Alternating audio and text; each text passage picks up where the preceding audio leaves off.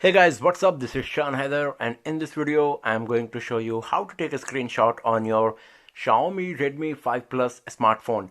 Redmi 5 Plus provides many different methods to capture a screenshot, and depending on your requirements and comfort level, you can use any of them.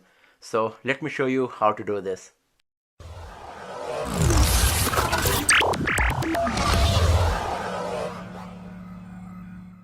So the very first method to capture a screenshot on your Xiaomi Redmi 5 Plus is using the physical buttons. So to take a screenshot, what you need to do, you need to press the power key and volume down key together like this, and a screenshot will be captured, as you can see here. And now if you go to the gallery and then go to the albums, here you will find a folder called screenshots.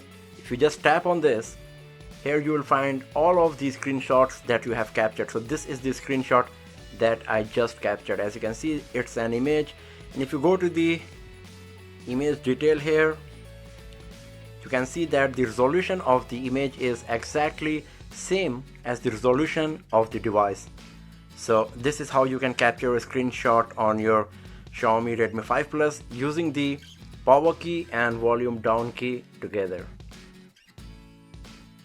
The second method to capture a screenshot is from the notification panel.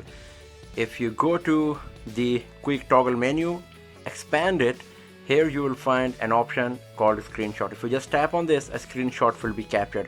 So for example, if I just open the Play Store, and if I want to capture a screenshot, just go to the quick toggle menu, expand it, and tap on screenshot, and a screenshot is captured.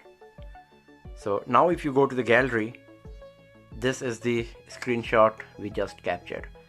So this is the method number 2 to capture a screenshot on your Xiaomi Redmi 5 Plus. For the next method to capture a screenshot, you need to go to the settings and activate and select the option you want to use. So basically we are going to get lots of options. So first of all, go to the settings and then go to additional settings. Just tap on this. Here you will find an option called button and gesture shortcuts. Tap on this, and then the second option is take a screenshot. If you tap on this, and if you go here, you will find lots of options. So as you can see, it is showing 7 options that you can use to capture a screenshot. There is none as well, so you can just deactivate all of these at all. But at one time, only one of them will work. So you need to keep this thing in mind. So the first one is slide 3 fingers down.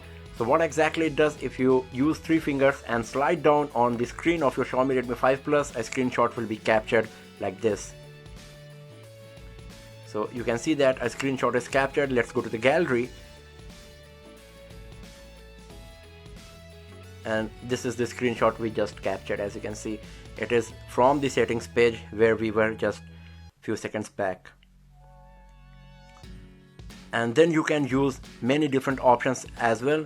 For example, long press the home button, long press the menu button, long press the back button. And you need to keep one thing in mind: if you use any of these, so the existing functionality of that particular gesture will be changed. For example, if you are using the long press home button for launching Google Assistant, then it will be changed and a screenshot will be captured when you press the home button for a while.